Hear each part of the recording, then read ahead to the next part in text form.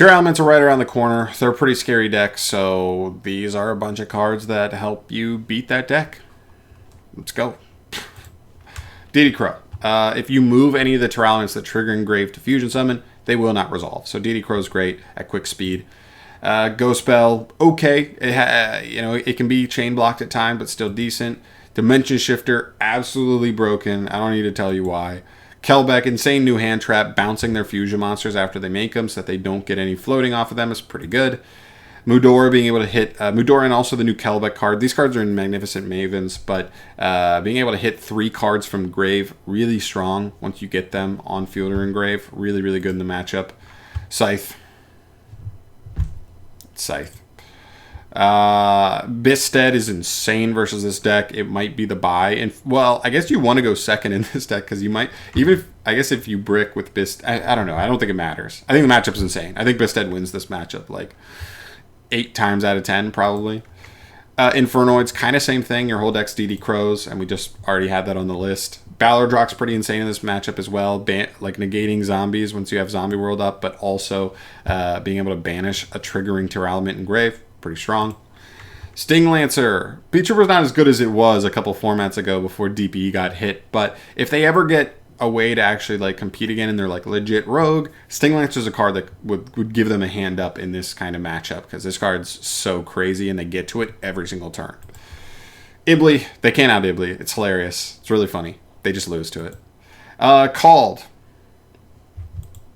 Foolish Return. It's just 3 more copies of Called in this matchup, like straight up. Silent Graveyard. This is just Abyss Dweller with, but not needing to get to your extra deck, and it requires a discard. It's not the best, but whatever. Ultimate Slayer, new broken card, specifically better versus fusions than any of the other types of monsters in the game. Really good in this matchup. Really, really good in this matchup. Dimension Fissure. Earth-shattering event.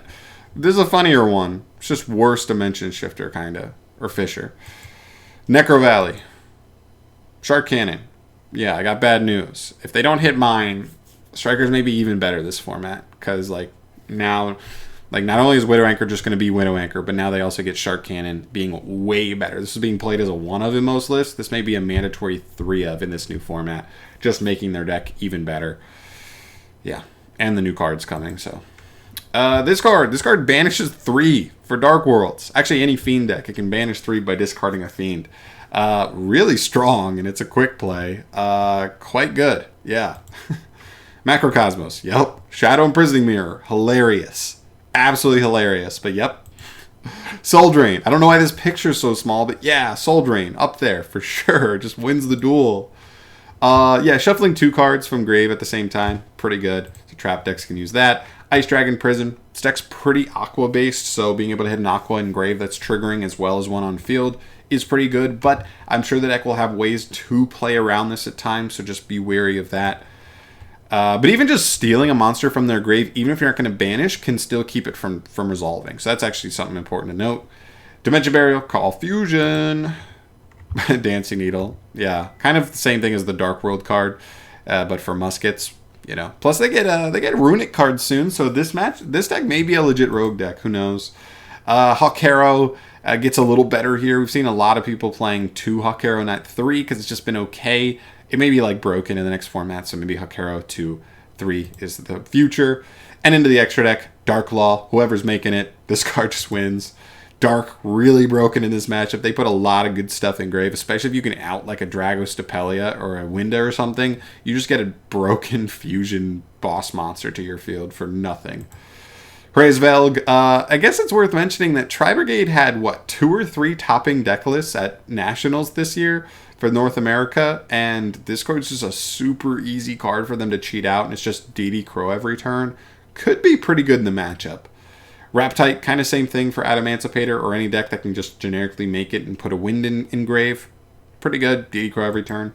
Herald of Arclight, broken. The only thing that's that I would have any trepidation about it is I think a lot of their main deck monsters are big enough to walk over 1,000. So as long as you can keep them from just walking over him in the battle phase, he does just keep them from milling, period. They just can't mill, and they will lose if they just can't mill.